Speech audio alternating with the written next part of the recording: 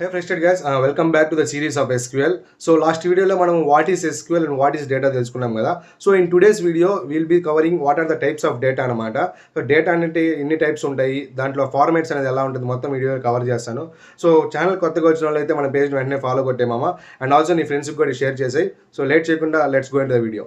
So దీంట్లో మెయిన్గా మనకు వచ్చేసి మేనేజింగ్ ద డేటా అని ఉంటుంది. మేనేజింగ్ డేటాలో 2 కాంపోనెంట్స్ ఉంటాయి. So storing permanently and retrieving efficiently. So first of all managing the data అంటే మన దగ్గర ఉన్న డేటాని బాగా ఆర్గనైజ్ చేసి కరెక్ట్గా హ్యాండిల్ చేసేదాన్ని మనం మేనేజింగ్ ద డేటా అంటాం. వేరాస్ స్టోరింగ్ పర్మనెంట్లీ అంటే ఏంటంటే, సో డేటాని పర్మనెంట్గా సేవ్ చేయడం, లైక్ డేటాబేస్లో కానీ, లైక్ హార్డ్ డిస్క్లో కానీ, క్లౌడ్లో కానీ, సో దట్ సిస్టమ్ ఆఫ్ అయినా కూడా నీ డేటా మిస్ అవ్వకుండా ఉంటుంది ఈ స్టోరింగ్ పర్మనెంట్లీ అనే దాంట్లో. నెక్స్ట్ వచ్చేసి రిట్రీవింగ్ ఎఫిషియెంట్లీ. సో ఈ రిట్రీవింగ్ ఎఫిషియెంట్లీ అంటే ఏంటంటే, సో నువ్వు ఆల్రెడీ సేవ్ చేసిన డేటాని ఫాస్ట్గా కానీ లేకపోతే ఈజీగా ఫెచ్ చేసేదాన్ని మనం ఏమంటాం రిట్రీవింగ్ ఎఫిషియెంట్లీ అంటాం. రియల్ లైఫ్ ఎగ్జాంపుల్ ఎలా ఉంటుందంటే, ఒక లైబ్రరీలో సమ్ సెట్ ఆఫ్ బుక్స్ అనేది నీట్గా అరేంజ్ చేస్తుంటారు.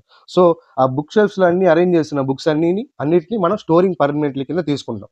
అదేవిధంగా నీకు ఆ బుక్ ఏదైతే నీకు కావాల్సిన బుక్ ఫాస్ట్గా నువ్వు దొరికింది, ఈజీగా ఫెచ్ చేయగలిగావు అంటే it comes under retrieving efficiently అనమాట. దాన్ని మనం ఏమంటామంటే డేటా మేనేజ్మెంట్ అంటారు. Very very most important concept. So second వచ్చేసి సెమీ స్ట్రక్చర్డ్ డేటా.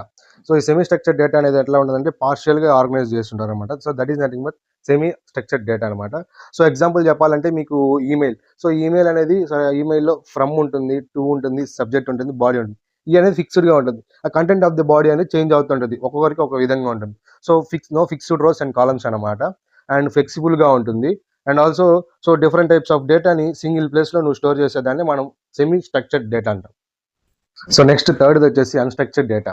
సో ఈ అన్స్ట్రక్చర్డ్ డేటా అనేది ఒక ఆర్గనైజ్డ్ ఫామ్లో ఉండదు. సో నో ఆర్గనైజ్డ్ డేటా అనమాట. సో ఎగ్జాంపుల్ వచ్చేసి సిస్టమ్, ఒక ల్యాప్టాప్ ఉంది కదా. సో ఈ ల్యాప్టాప్లో నీ యొక్క ఫోల్డర్ తీసుకున్నావు అనుకో, లెటర్స్ ఆ ఫోల్డర్కి మై ఫోల్డర్ అని నేమ్ ఇచ్చావు. దాంట్లో నువ్వు ఫొటోస్ యాడ్ చేసుకోవచ్చు, వీడియోస్ యాడ్ చేసుకోవచ్చు, ఆడియో ఫైల్స్, పీడిఎఫ్స్ ఏవైనా ఒకటే ఫోల్డర్ నువ్వు పెట్టుకుంటావు. So that is nothing but unstructured data. So many forms of డేటాని నువ్వు ఒకటే ఫోల్డర్లో పెట్టేదాన్ని మనం ఏమంటాం అంటే అన్స్ట్రక్చర్డ్ డేటా అంటాం అనమాట. So why SQL? So SQL ఎందుకంటే for example we use English or any other language to communicate with each other.